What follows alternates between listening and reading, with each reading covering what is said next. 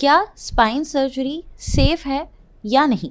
तो इस सबसे बड़े डाउट का सवाल आप दे दीजिए। हाँ, ये चीज़ काफ़ी जब भी मैं किसी पेशेंट को अपने क्लिनिक में या अपने ऑफिस में किसी को सर्जरी बोल दिया तो रोंगटे खड़े हो जाते हैं।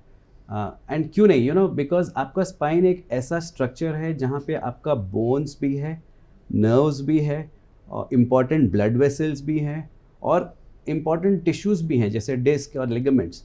तो by the fact itself spine surgery is a complicated and a tricky surgery. But क्या हुआ है, over the years we all surgeons got trained in spine surgery. Spine surgery का ट्रेनिंग जब आपको पूरा सर्जरी के बारे में मालूमात हो जाए, when you know everything, this spine surgery becomes very safe when you know what you are doing. तो होता क्या है कि पहले ज़मानों में सर्जरी के बाद हम काफ़ी महीनों तक बेड रेस्ट बोलते थे, बट अभी वैसा नहीं है। अभी टेक्निक्स बेहतर हो गए हैं, टेक्नोलॉजीज़ आ गए हैं, उसके वजह से इम्प्रूवमेंट बेटर हो गया है।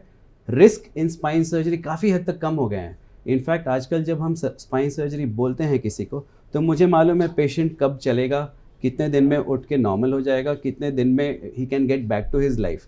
तो पहले ज़माने में क्या होता था कि हम कहते थे पता नहीं आपका रिकवरी कितना होगा, बट अभी because of technologies, because of trainings, अभी हमको पता है मोस्ट ऑफ द केसेस, ज़्यादातर पेशेंट सेम डे उठ के चल सकते हैं, ऑलमोस्ट वॉकिंग लेवल पे आ सकते हैं, नेक्स्ट डे से वॉकिंग शुरू हो जाती है एंड 2 to 3 डेज में they get back to home.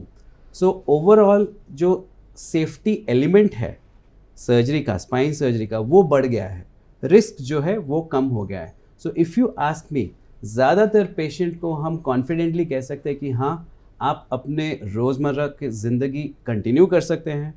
Risk पहले ही हम क्या कहते हैं, कैलकुलेट कर सकते हैं कौन से पेशेंट में कितना रिस्क है। तो सर्जरी के पहले हम ये सब बैठ के पेशेंट से डिस्कस करके एंड देन स्पाइन सर्जरी की तरफ आगे बढ़ते हैं। और ऐसा नहीं है कि सारे सर्जरी में इट इज़ अ फेलियर, नहीं, बट अगर अच्छे से किया है तो spine surgery can give you a good and a normal life as well.